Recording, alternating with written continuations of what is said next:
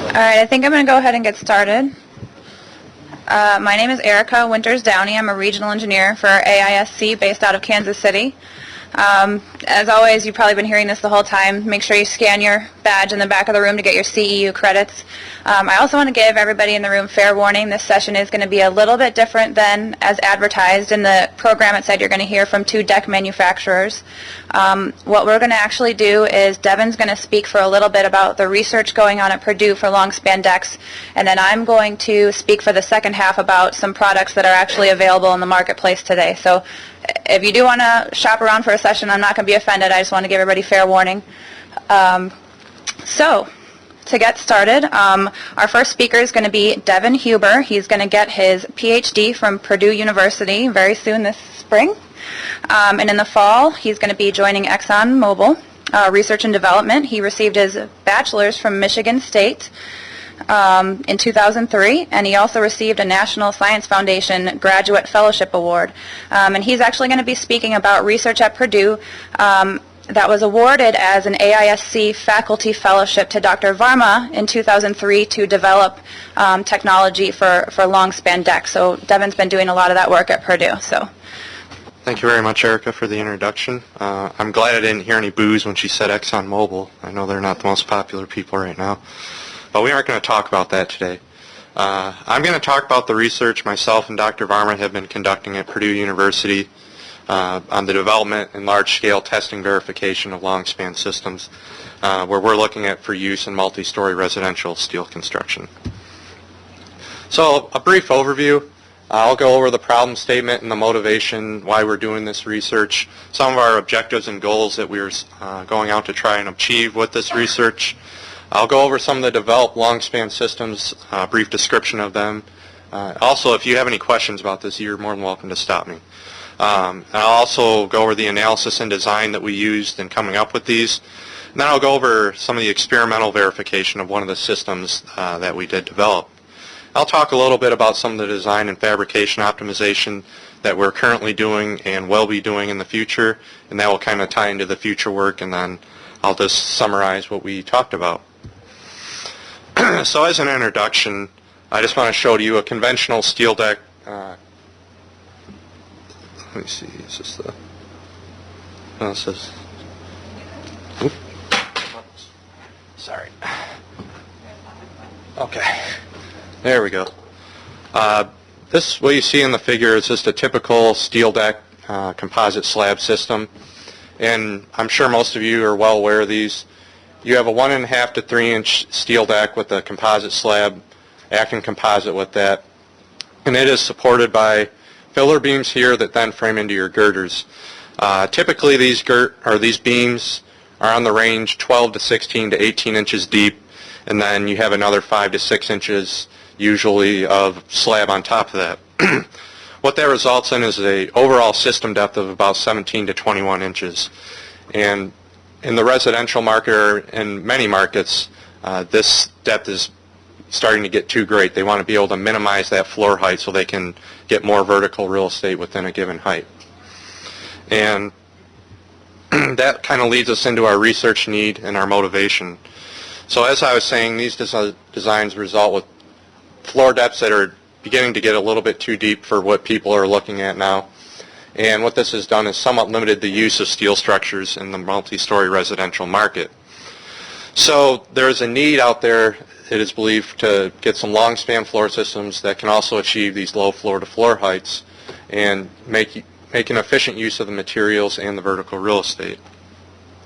It is our belief, and many others out there, that these long span systems will help in making the steel more competitive in the multi-story residential market. So along that line, we have our goal and objectives for the research that we have been doing. And essentially the overall goal is to develop and verify some designs of long span systems that could be used within the context of steel structures. So the objectives, we came up with several objectives, and this wasn't just myself and Dr. Varma. This was a group of fabricators, erectors, designers, basically an oversight committee that made sure that everyone was on the same page with what they were trying to achieve from this project. So obviously the first goal, we wanted to achieve long spans. We were looking in the neighborhood of 30-foot maximum spans. Then with that, the minimum floor-to-floor heights. And obviously, we want to meet strength and serviceability criteria when doing this. And I don't know how many of you got to see Professor Murray's talk this morning, but floor vibrations is another key issue that we did investigate in this study. And also, we looked at fire resistance, which is another issue that comes up when doing these. And for diaphragm action, if we need to transfer lateral loads within the system. Point 7 here, I say unshored construction with a star. What we've found is it depends where you are in the country. Some erectors are more comfortable shoring, some are not. And when we say shoring, it's not what you think of with reinforced concrete where you have lines of shores every couple feet. We're talking about a line of shoring at mid-span or maybe at quarter points. So it's a significant reduction in the terms of shoring. And I'll go over that a little bit later when I talk about one of the systems. And we also want to utilize simple connection systems. We don't want anything space age here. We're trying to get it so it could be used within modern steel construction. And again, that ties in with number 9, cost-effective fabrication and erection. So these were basically what we were keeping in mind as we developed these various types of systems. Now, before I get into what we talked about, I just want to talk briefly about some prior research that was done that helped motivate the current study. And much of the research that has been done in using different types of floor systems has been done both by Tom Murray and Sam Easterling down at Virginia Tech. And if you were here at the convention in 03, Sam Easterling gave a talk on what some of the deep deck systems he had used. And what he had tested at Virginia Tech, he was looking at 20-foot spans here using a 6-inch dovetail type profile with another 2.5 inches of cover, and it was shear studded at support beams. And if you look just at the data he found, this is his load deflection curve, it had quite a bit of capacity for it in the neighborhood of 500 PSF, which is well above any residential design loads you're going to have. So what he was showing is by using these deeper decks, you are able to get these longer spans, and it's possible to get the strength that you do need. So we use this kind of as a motivation in our research that we have been conducting. And also we looked at some of the existing systems that are commercially available, and I won't talk too much about this since this will be covered in the next part of this seminar. But one of these systems, the stub girder system, was essentially a way of making longer spans using conventional deck materials. The main problem they ran into is it does require quite a bit of shoring in the construction phase for this. It never has really caught on too greatly, but it is something that is available. Probably the most common system that many of you have seen is precast planks in conjunction with steel framing. Girder Slab has a very popular system where they use a castellated beam essentially that these frame into, and it helps in reducing the height. It's a very effective and relatively popular solution, somewhat of a role model to use in our studies when we were looking at these. The deep deck systems, these will be touched on later. There's a slim deck system within the United Kingdom, Deep Deck, which is a product manufactured by Consolidated Systems, and also Epic Metals has an Epicor system that they talk about. These are all deeper systems using deeper decks, and I don't want to get too much into those since they will be covered later. Excuse me. So our approach, having the researchers, the fabricators, the erectors, designers, we essentially ended up saying, well, we'll develop a few different types of systems. The first we call the practical floor system, and this is something that could be implemented immediately. Very little modification would be needed to fabrication and erection techniques. This was one of the first systems we looked at. The second, which we call an optimized system, we believe could be implemented. There may need to be some minor tweaks with the fabrication and erection process for these, but again, we still believe them to be feasible. And a third type that I'm not really going to talk about today were these innovative, almost space-age systems that down the road may be feasible to use. And again, the focus of this talk is more on the first two, and I'll present a couple systems that we came up with. So the first system candidate we call a composite cellular deep deck. What this consists of, this is a 7.5 inch deep profile with a cellular panel on the bottom. We tested ones that had a 14 gauge deck and a 16 gauge bottom panel, and also an 18 gauge deck and a 20 gauge bottom panel. And what this cellular panel is doing is helping us provide more stiffness in the construction phase, so we don't require any sort of shoring or other means to support the deck. We're looking at a 10-inch overall depth. We assumed a lightweight concrete in our design, and this helps eliminate the need for any sort of intermediate filler beams in the bay. And it's not just something that can be designed for 30 foot. We were looking at 20 foot, 25 foot, a variety of long spans that could be accommodated with a system of this nature. Now with this system, the question becomes, well, how does this look in typical steel framing? Well, the end connection, it could either be done via shear studs or puddle welds, depending on what is desired on the project. What we have found, and I'll show this later, is that the shear studs do assist in delaying the onset of slip between that deck and concrete, which essentially you start losing composite action and you lose overall capacity within the system. So this is just a possible connection detailed in intermediate or interior beam, where you'd have two decks coming in butted against each other, and in this case we have the shear studs in there. These are, if we follow AISC specs, it does require 9-inch shear studs. They are actually readily available. It's not something that is hard to find, but it is available out there. One sort of caveat with the system, if we look at our lab specimen here, the thicker deck material, you can't shoot a stud through that. You can, but the odds of it actually penetrating and getting a good weld aren't real high. So we actually pre-cut holes for that sort of connection there. It gives you the same effect, but it's an additional thing that you would need to consider if you use this profile. And again, we also looked at just a 5/8" puddle weld, which doesn't require as extensive fabrication as this connection here. This next system I kind of call Candidate 1A. Similar to the other one, this time we're using a non-cellular deep deck. Let me go back here. In conjunction with a single line of shoring at the midspan. This allows us, for greater spans, we could actually go further than 30 foot, because now as you cut down that overall span, your deflection is a function of L to the 4th. So your span capabilities tend to go up quite a bit as you add lines of shoring in. We tested a non-cellular 7.5-inch deep. We used 14 gauge. You can use thinner gauges in this, which they will show in the next talk what they are actually using. And we used slightly more concrete cover. The main reasoning for this was we wanted to see what it would do structurally, and also this gives you a required fire rating for these systems if you wanted a 2-hour rating based on current NIST ratings on this. So if we look at it, that's the profile. That's what we tested. And this is in the lab. As you can see, just a little W8 section line of shoring along midspan. This was prior to pulling the shoring out and after we did pour. So that's what it looks like. So it's not that you have lines of shores every couple feet here. You just have the one line of shoring, so it's not too intrusive with the overall construction.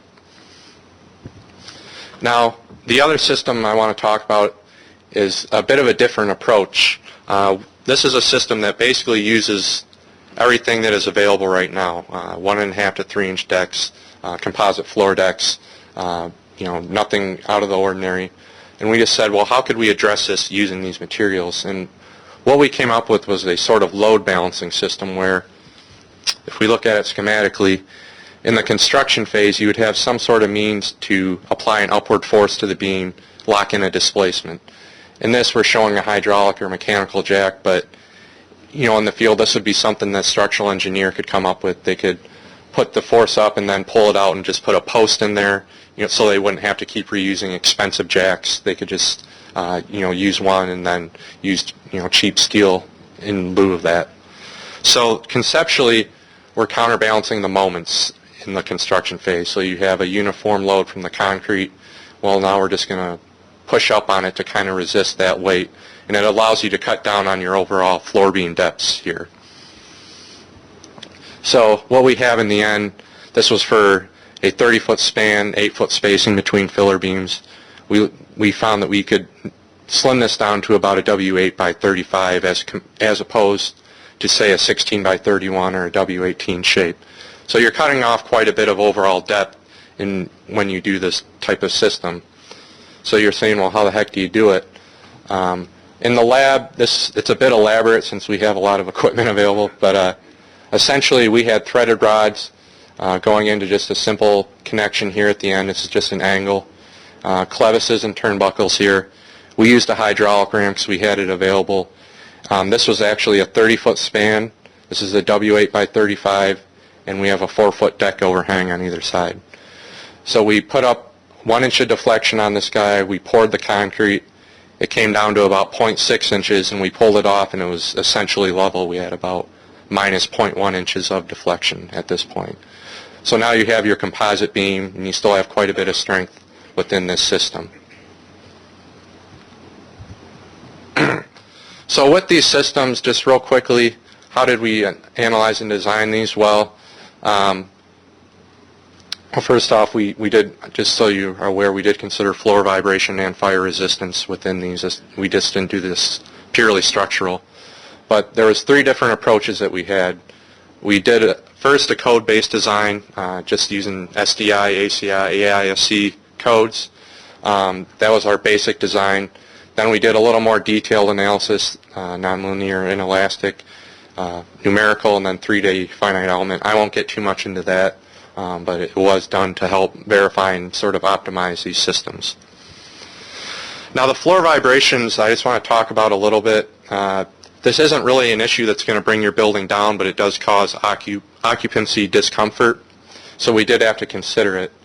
And if you saw the talk earlier, it's a problem of resonance amplification at these low frequencies as you excite it with different harmonics. So our low frequency components are of major concern. And as we looked at this, for these developed systems, we believed we could use the existing guidelines with some modifications. It just comes down to estimating contributing mass and damping within the system. So just real quickly, these are just the ISO curves that this equation helps calculate the peak acceleration that is acceptable. And again, you see it's a function of a forcing function here, someone walking, the natural frequency of the system, damping, and the contributing mass. And I'll discuss this a little bit more as we talk about the verification of the systems. So into the experimental investigation for the composite cellular deep deck and also that short deck, overall there was 5 specimens that were tested.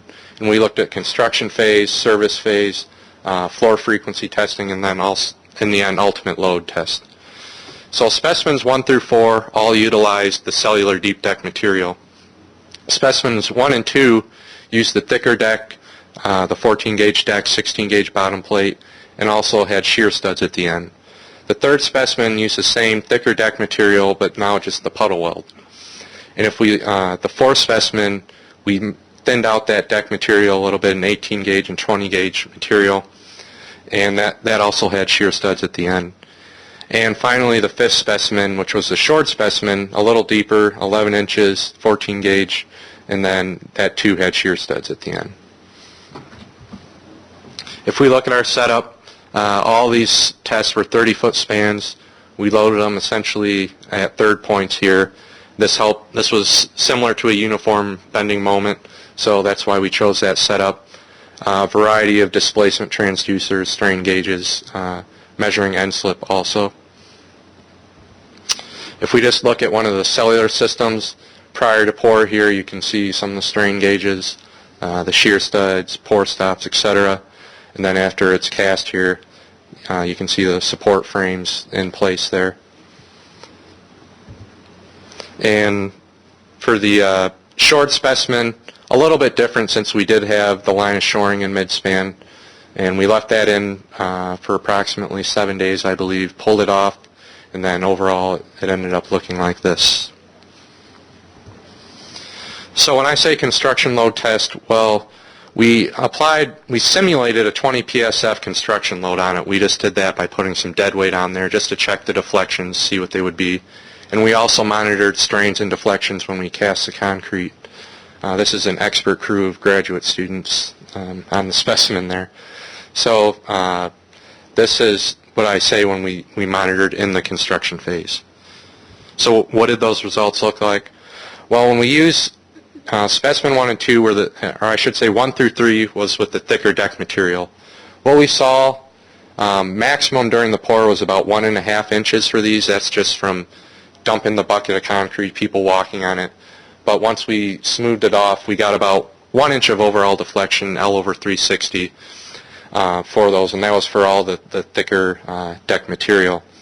When we used the thinner deck material, we got a little bit more, about 1.7 inches was left in the system, about roughly L over 240.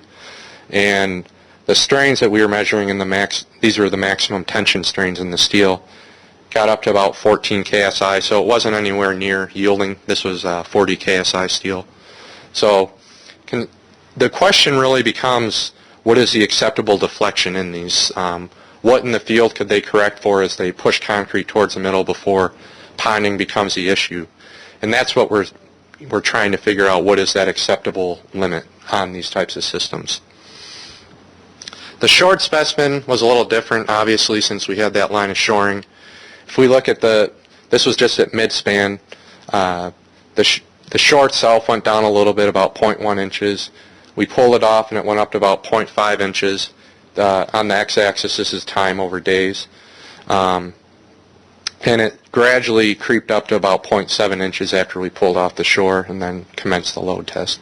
So there is still some deflection that occurs with the shoring, but now it's being resisted by the composite section, so it's greatly reduced in that, even though we're using less steel material in this system.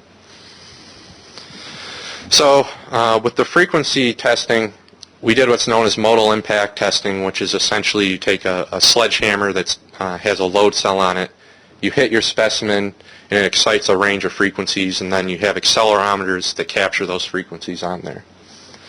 So just to show you, this is basically a normalized input versus measured frequencies, and this is showing at 6 hertz at peaks. That means you have a frequency showing up.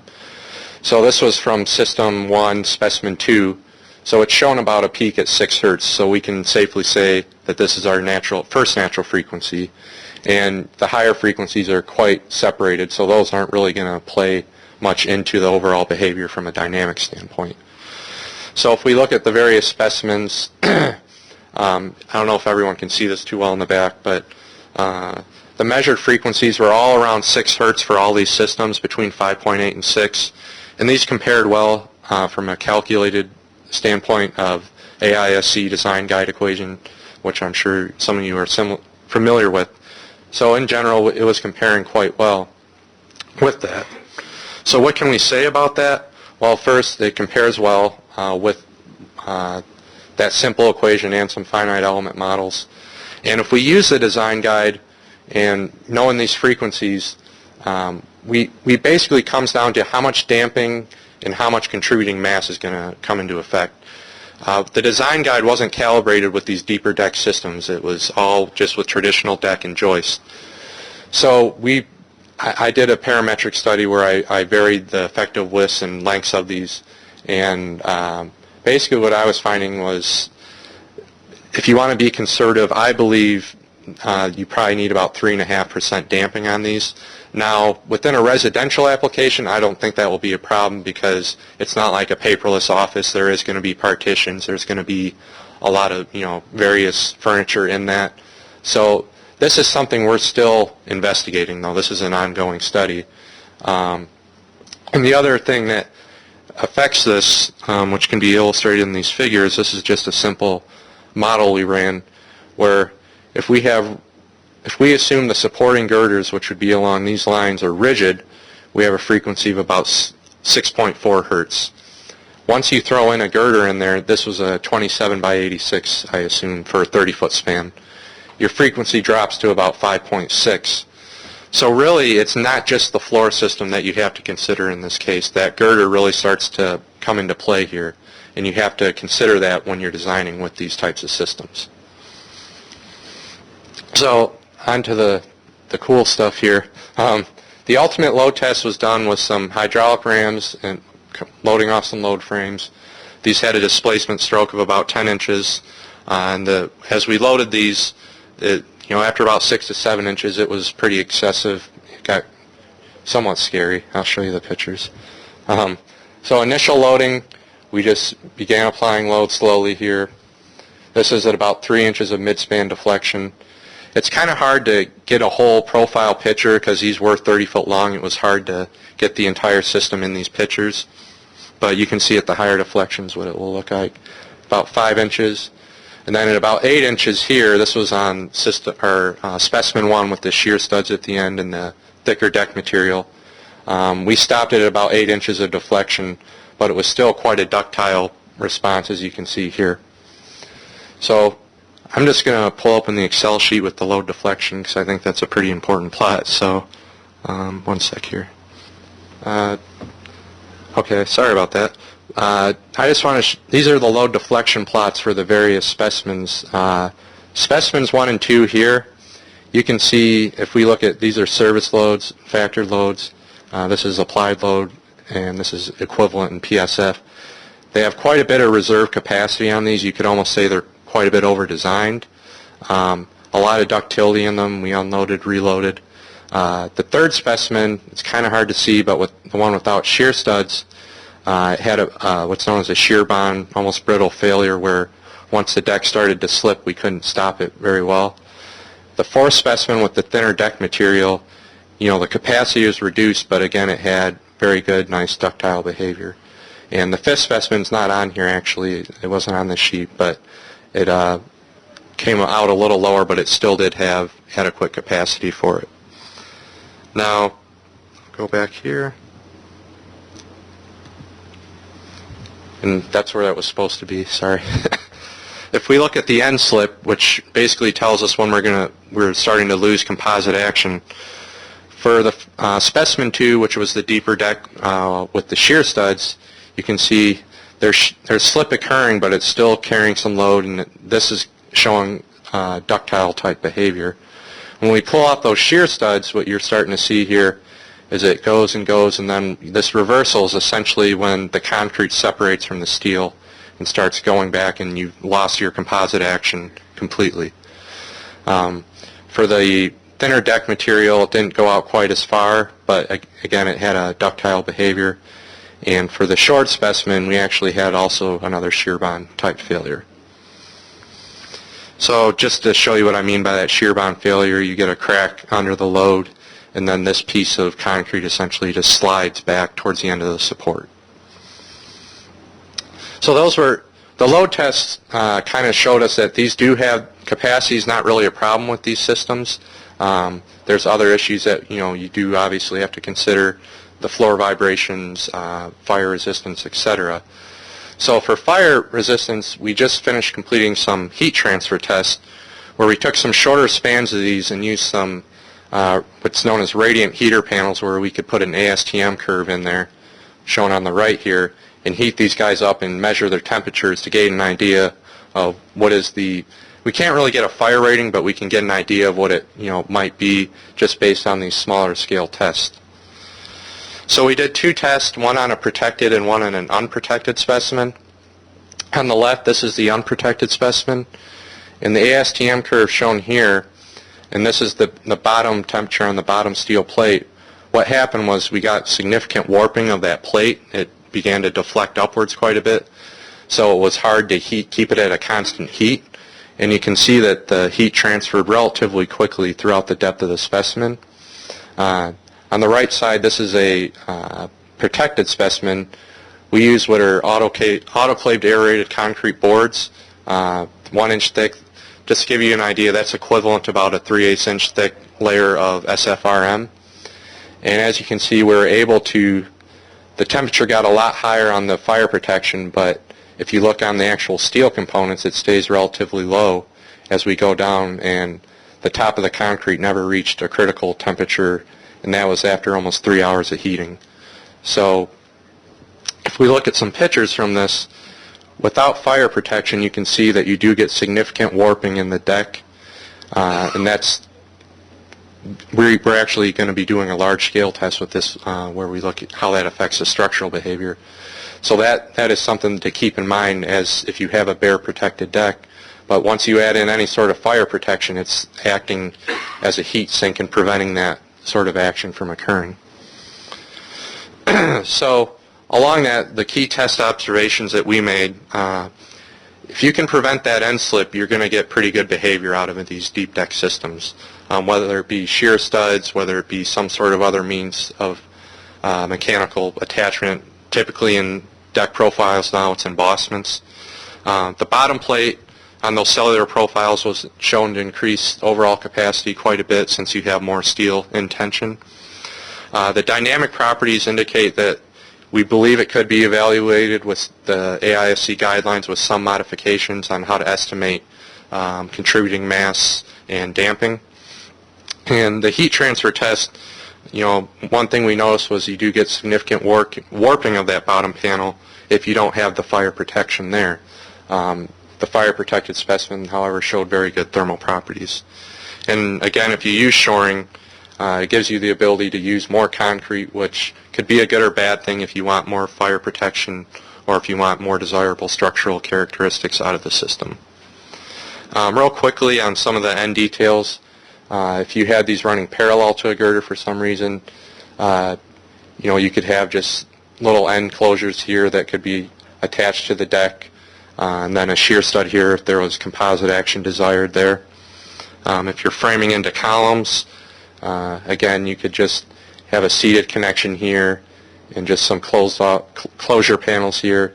So I guess what I'm saying is, in terms of erection, it wouldn't be a huge leap to go to something like this. You're not going to have to completely redo what you are used to on these.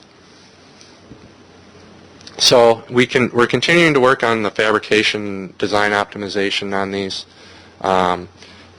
Is there other means for preventing slip?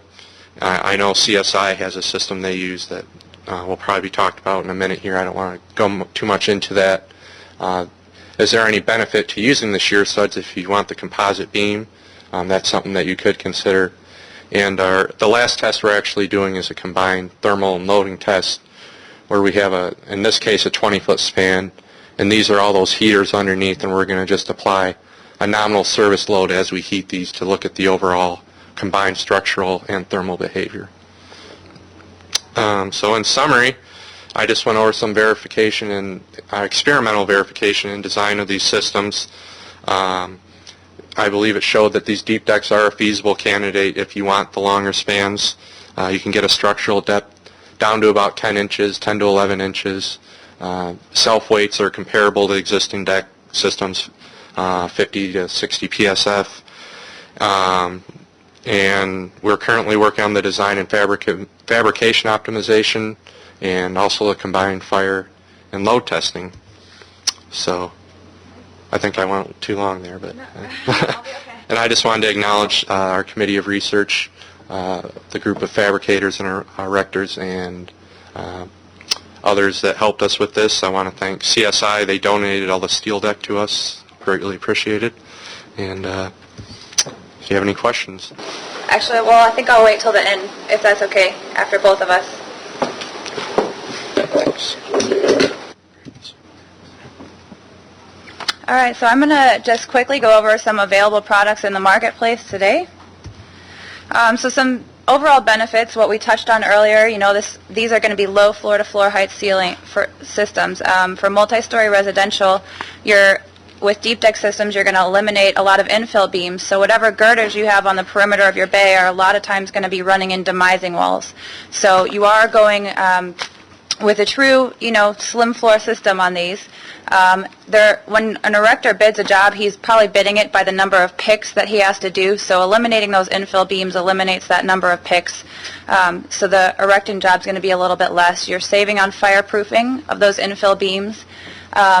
Schedule and early occupancy, these structures go up very fast. And by saving an overall floor height of the building, if you can save 6 to 8 inches per floor on a 20-story building, that's 10 feet worth of cladding and piping and things that you're going to save on. So when I looked at the systems that were out there, I probably looked at the same way that you would look at, what are their allowable spans with and without shoring, what are some vibration, fire ratings, and acoustics ratings that they've got. So these are the 4 products that I picked to look at, the ones that I'd seen in the Solutions Center before. So the first one I'm going to touch on is Chorus. They're based out of the UK. This deck is called Slim Deck, and it's 225 millimeters deep, which comes out to about 9 inches. This product is a little bit unique in that it's really more of an overall floor system and not just a deep deck. The deck sits on the bottom flange of their asymmetric floor beam there. So in the deep ribs of the deck, they're going to have a rebar, and then up here in the slab they're going to have a wire mesh. That all frames into the asymmetric floor beam, of which the top flange is roughened to achieve composite action. Oh, here we go. So this is one of those pictures of those asymmetric floor beams in a rolling mill. This is a hot rolled product. And this is one of the picture of one of those systems in place. So it's really an overall floor system. The deck is incorporated within the depth of the whole floor plate. So this is a typical detail. I moderated a session yesterday for a detailer, and he said, if you put it up on your website, don't think I'm not going to take it. So a lot of my pictures are from what people have up on the web. So this is a typical detail for the Chorus. And another detail going the other way. Something I did note from their literature, they did do research on punching holes into the deck if you needed to. And, you know, the best place is to punch it in between the ribs here, and I think it was up to 400 millimeters in any one direction was the size of the hole that you could punch in. And a millimeter to an inch is about 25. So I think, what is that, 16-inch square hole without, you know, going into further testing. So the deep deck itself here for this, the Slim Deck, can span, it's about 6 to 6.5 meters without shoring, 9 meters with shoring. So that is anywhere from 16 to 30 feet.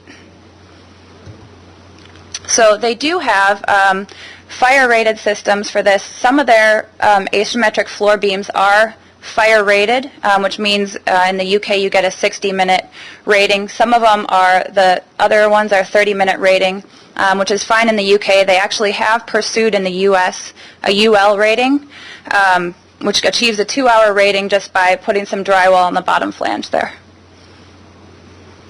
You're not having to put any further spray material on the deck, but just since it's an overall floor system, you do have to cover the bottom flange of that beam. The second product I'm going to go through is the CSI Deck Group Deep Deck Composite. So their product is unique in that it's, you know, it's very wide ribbed deck here. So they have products that can go up to 35 feet with one line of shoring. You can go up to 19 feet with no shoring.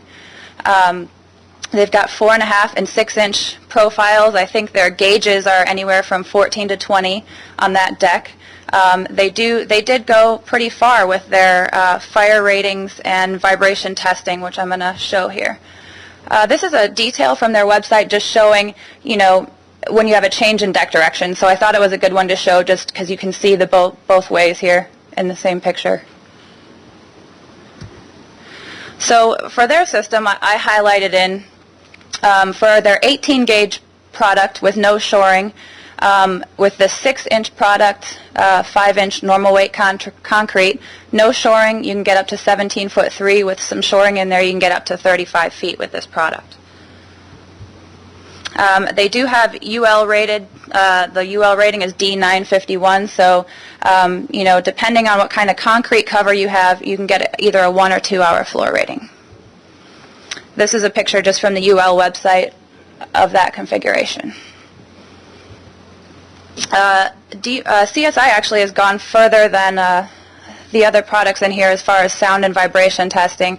And I do have that fact sheet in the back about sound and vibration testing. Sound transmission category is just, you know, how much sound is going to be bounced from this room to the next room. And the key is for the IBC, they want you to have a rating of 50. So, you know, they're achieving that. IIC is impact testing. and they also want you to have a rating of 50 for that. So they've got, for one configuration, 30, for the other configuration, 53. The 53 is what you get when you have a half-inch thick soundboard built in like this assembly here. So if you were concerned about acoustics in your design, that would be the assembly you would want to go with. The third category is United Steel Deck Type LS. This is a product that we found when I was working in the Solutions Center. So this is available in their mills. All these products have a bit of a lead time, but if you're doing a project with a long span 4 deck, it's probably something you're going to decide ahead of time. It's not something that you're going to need a deck the next day or two. So there's probably a 4 to 6 week lead time on these longer span floor decks. So this is from their literature, and I think I highlighted in here for the 7.5, this is the heaviest, their 7.5-inch profile. They make a 4.5, 6, and 7.5-inch deck profile. This is the only company that actually takes the deck gauges down to 10 gauge, so that's pretty hefty material. So for their 10 gauge on lightweight concrete, 10.5-inch slab, you can get up to 26 foot 11, and that's in the simple span, no shoring. And they also have helpful charts with diaphragm shear capacity. This is highlighted from the 16 gauge line here. The Q number is pounds per linear foot. So even with a 22 foot span with the 16 gauge deck, you're going to be able to transfer 644 pounds per linear foot of diaphragm action. They also have UL ratings. They're rated for UL Assembly D903. It's anywhere from a 1 to 3 hour rating depending on how much concrete you have up on top here. The last product I'm going to touch on is Epic Wide Deck. They've got a regular wide deck and then an acoustic one which just has panels linking the bottom here.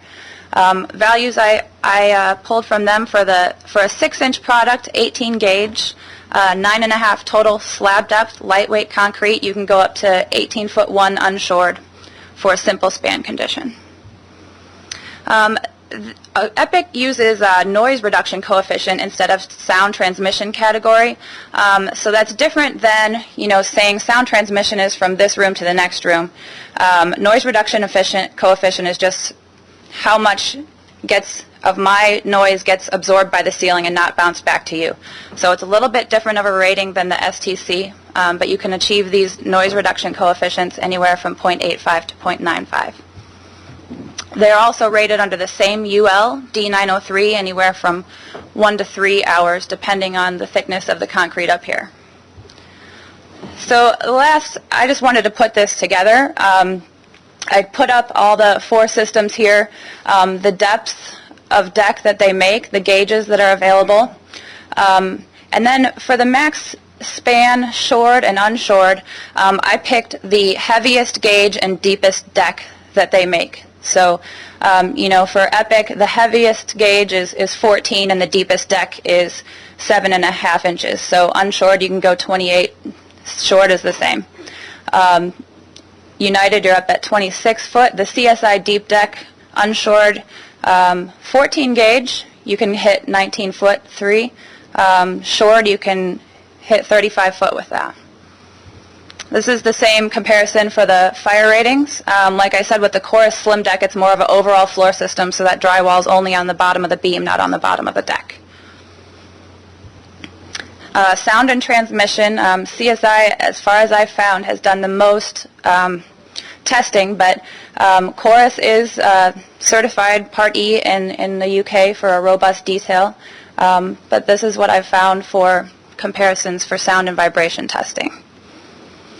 So that's the products that I've got seen in the overall marketplace today. So I guess at this point I'll take questions for either Devin or myself.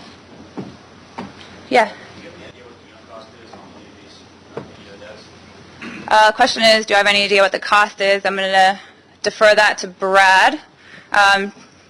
Any idea for cost in the U.S. of your system? I'm from Chorus, marketing Slim Deck here now. Recently, I've had it just about a year now. Last project we quoted in, we were looking at, for the deck itself, we were looking at, I remember about $5.50 per foot for the deck. Material. Well, no, that was actually delivered. Delivered, not directed, but delivered. Last year? Yeah. What about the direction of the 14 gauge or 12 gauge 30-foot span? They cannot manhandle that, they have to use it. And that really adds substantially to the cost. Actually, it can be handled by two men. Each panel is only 24 inches. 14 gauge. It's not 14 gauge, it's technically 18 gauge.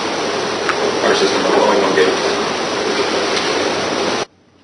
Any other questions about the research? Yeah.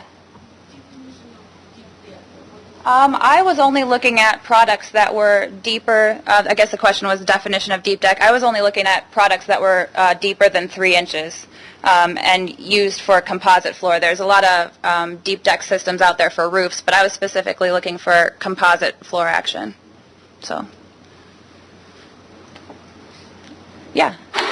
You tested particularly what you showed. Yeah. In your setup, you had 4 stops in your show. You apparently took those off when you tested it. And leaving the 4 stops on changed your testing. The question was, would keeping pour stops on the sides change the test data? Actually, it would slightly if they stayed attached to it compositely, but in all likelihood, those were attached with just little screws underneath the deck. So I don't think they would have stayed on. You know, they would have separated from the side, and I don't know if you would have seen a huge increase in capacity. We did leave the stops on at the ends on the support beam. That has been shown to aid a little bit in preventing end slip.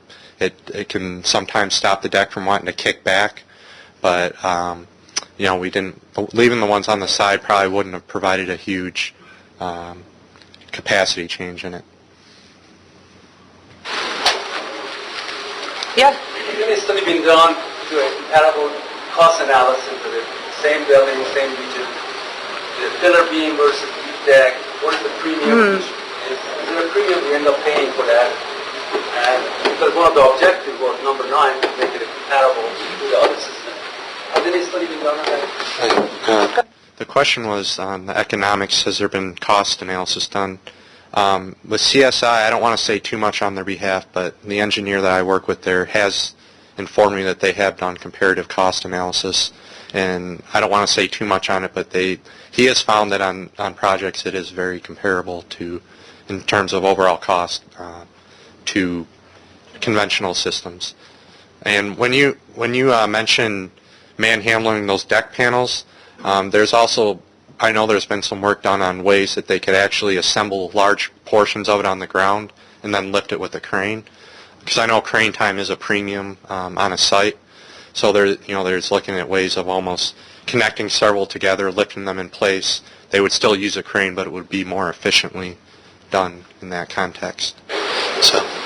This is a follow-up, correct me if I'm wrong, but I think Professor Easterling did some cost analysis benefits on launchpad systems with fewer frame beams a while back. Yeah, if he has looked at the cost offset comes when you pull out the filler beams, the added connections, added fire protection. I don't have the numbers on me, but I know that they have found a lot of it comes down to how thick of the deck are you going to use. If you can optimize it down to an 18 gauge, you actually save quite a bit in steel as opposed to the 14 gauge or the cellular. And also it comes if you're comfortable using shoring also, if you want to get a long span on that.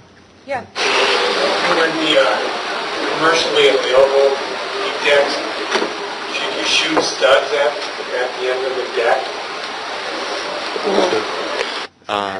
I'm sorry. No, go ahead. Oh, sure. Are you talking through the deck itself or just on the beam? Yeah, what we have found from using the shear studs from our experiments, or I have to follow this. The question was, should you shoot shear studs through the deck? When we were using the thicker deck material, the main thing you have to watch for is arc blow when you're actually welding through. When you're blasting through all that galvanizing in the thicker material, your quality of the weld drops a lot. So we just pre-cut the holes in there. We used a plasma cutter and just put holes and shot it through to the beam, but still attached to the deck by bearing. So up to 16 gauge, you can shoot through it without a problem. Anything thicker than that, I would say you would want to put a hole. And it does help in delaying the slip from occurring. But I know CSI on the decks they're marketing, on the side lap connection, they actually have a crimping tool that it pushes down on the side lap and actually builds like a shear key to lock it in there. So on theirs, you may not need the shear studs for keeping that slip from occurring. Yeah. Continuation to the economic question. It seems to me that these decks will be used mainly to be made with precast planks. Correct. Or a two-way slab, yeah. Right. So, has there any comparison been done on the cost of this system against the concrete systems as opposed to the other steel systems? I guess I haven't seen the cost studies. I mean, I can certainly find. Brad, do you know of the cost studies? I know Chorus has done some of their own. We financed a study in the UK now. It's up to the UK, so there's some parameters that don't translate. But what we found, when you look at the whole building cost, it includes foundations, everything, comparing to the same building, concrete versus slum deck. Slum deck was, ended up being between 4 and 5 pounds per square meter less. It's tough translation there. Sure. But it was less than the overall cost of the concrete. 4 to 5 Pounds per square pounds meter. currency. Yeah, currency, yeah, per pound sterling, yeah. See, that would be about, that's, Dollar a square foot. yeah, basically $1 per foot. Which isn't a huge number, but the other thing we throw in there, for our sake is that we talk about the speed of construction. Yeah, Well, I cost. mean, as long as it's a little more expensive. Right. But I have, anybody that knows, steel is what I breathe and live every day. But, I use the same things about overall cost and everything else. But the precast plank system weighs about the same as your system. So you're comparing it to a custom plate slab, I can see the additional economies. But again, particularly for certain types of projects, like the Slag and Truss project, which was really looking to use this system, but they can put a precast plank down, installed for around $8 a square foot. And I have a hard time seeing that this system will be less than 10 or 12 based on, somebody said it costs $5 for the deck alone. You do some quick math, adding, the concrete and bench and so forth, you're probably going to be $10 to $12 a square foot. So, and again, when we say that we're reducing fireproofing, that inherent with that is the assumption that we don't need to fireproof the deck. And I specifically saw in some of your tests that you're using relatively thin covers on top. And I was wondering, any of those, Erica, any of those UL numbers that you mentioned, do they go that low on the only had 2.5 inches maybe on top? Of cover? Yeah. You do that, you almost have to fireproof the deck now, and now you put the fireproof back in. I mean, I guess it was, I want to say they were somewhere along the line of 4 inches cover. Usually, slide weight needs to be 3 to 4, the regular weight needs to be 4. 4.5, yeah. So it depends on it depends on how many hours you need. I mean, if you only need the 1 hour, you're going to have less, but Not many projects in the Right. US you can live with 1 hour separation, so you Right. talk about 2 hours. and I understand your comments about, how this compares with precast plank. I mean, I think that's probably definitely an area where, cost studies need to be done. Cost is always the hardest information to get a hold of. But that's something that the AIC needs to look into, I think. First, I have a question for you. Does that include your $8 to $10 to 2-inch topping on it, or is it just a On top, Pardon me? on top. Because that There's topping actually is projects done now, and AIC is pushing on-top precast planks to make it economical. I won't say it's the best solution, but it's out there and it's being done now. Tabitha? Something else that I see as a regional engineer in my region is there's certain areas where precast plank is not an option because of local availability. So you have to always keep that in consideration is when you're looking at your project and you're looking at options for deck systems. You know, sometimes lead times on planks are just not, and lead times on carpet-ready, not untopped planks from a good supplier could be out months. Where this would maybe be an option to replace that without using an installed new system. So always asking those questions early in terms of what's the local availability for these different types of systems. I just wanted to follow up on the fire rating issue. The rating she was quoting goes down to 3.5 inches. That's why the one shore test, that was a 1 hour rated system, the lightweight concrete. And then you show one of your, either your 1 or 1A, it looked like there was less thickness. Yeah, those ones had 2.5 inch. With those, part of the reason we're doing this final test where we're actually heating these and loading these we're heating them with the ASTM curve is we want to investigate the behavior of, what does it actually mean? Because when you see a UL rating, they don't tell you why that has that rating. Is it because structurally something occurred? Is it because it reached the criterion that cotton could ignite on the top of that? So that's part of the reason why we're trying to look at these different types of testing and see, well, what does it mean? If we heat this for 2 hours with this temperature, what is really actually going to happen? And we can't we can't take that and say, oh, we have a 2 hour rating now, but it allows us as, in the research end, you want to be able to understand why something's happening. If you will test the pitch period with the lower thicknesses of lower tower. Not that I'm aware of. If you look on their website, they only go down to the 3.5, and then if you go into the thinner cover, you end up, the only ones that they show are the 1.5, 2, and 3 inch decks with that much cover. So it's hard to exactly say, I guess, without doing the actual test, what it would be. I couldn't see your numbers. What were the temperatures in the bottom? Sure. When you showed those two curves, one protected and one unprotected? On the protected specimen, I 200? It got up to about 200 C. On the unprotected, Where was the 200 C? at the bottom steel, Bottom still only 200 C? but that was with protection. But the unprotected, the problem was it was starting to warp the deck, and it got up to about, The additional plate that you have. the additional plate was warping, and that got up to about 650 C, I believe, on that. So it was a, 50 C, you still have more than 50% of your yield rate. yeah. And that's why we want to do the bigger test to gain an idea of, what is going to actually happen with, a longer span on it. That bottom cellular plate really helps, and that's why the 2.5 on top is actually compensating for the fact that you've got another plate at the bottom, which will be the sacrificial layer in the fire, during the fire, and you'll have the rest of the deck participating. So that's what we wish to be able to do in the next experiment, which he's got everything set up once he goes back. Yeah, I'm afraid that what you're going to find out is not the strength. That's the reason I asked for those. You'll be able to carry the load, no problem.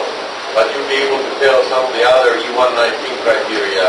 Right. And that is the reason that you end up with the 3 1/4 on top, is to make sure that the temperature on the top does not exceed, 300 degrees Fahrenheit. So, Well, for the 3 hours we ran unfortunately we can't pull up the data right now, but the temperature on top of the concrete did not cross. that's good, that's good. That, Because the deck is very deep, so there are portions of it where there are about 10 inches of concrete. yeah. There is 2.5 on the center, but there's That's portions of the point, it, yeah. there are 10 inches of concrete. And that 2.5 is directly not in contact with the heated plate.